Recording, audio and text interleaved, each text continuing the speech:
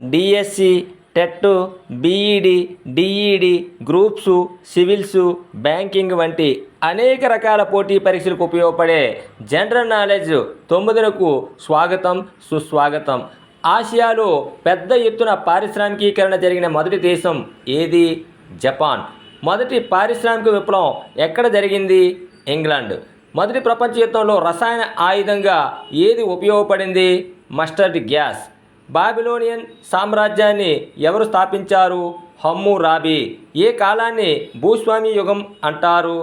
9 నుంచి 14వ శతాబ్దం ఏడి. భారతీయ ఉక్కు నగరం అని దేనిని పిలుస్తారు? జంషెడ్పూర్. జర్మనీ సహకారంతో దేశంలో ఏర్పాటు చేసిన ఇనుము ఉక్కు కర్మాగారం ఏది? రూర్కెలా. బొద్దింకలు వేటి ద్వారా ఊపిరి పీల్చుకుంటుంది? స్పిరికిల్స్. విటమిన్లు ఏ రకానికి చెందుతాయి? ప్రోటీన్లు.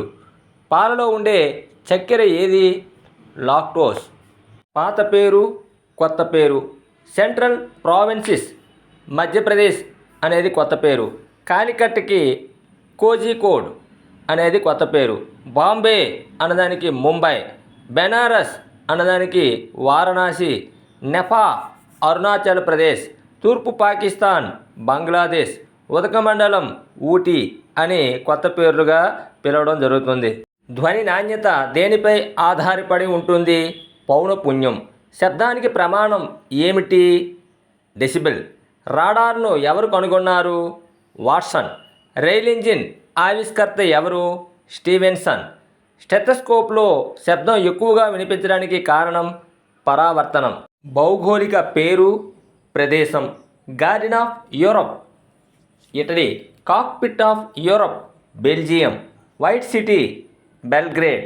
Venice of the north Sweden. Pearl of the orient Hong Kong. Hermit Kingdom Korea. City of 7 hills Rome.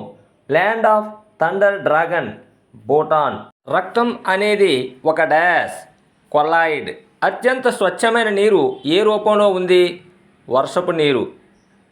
Cancer చికిత్సలో ఉపయోగించే రేడియో ధార్మిక పదార్థం ఏది? కోబాల్ట్ 60. కోబాల్ట్ 60.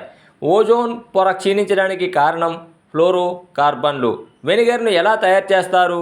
ద్రాక్ష సారాయిని నిర్జలీకరణ చేయడం ద్వారా. Please watch, like, share, comment and subscribe our channel. Current affairs, general knowledge bits మరికొన్ని 10వ భాగంలో తెలుసుకుందాం. అంతవరకు సెలవు మరి. All the best.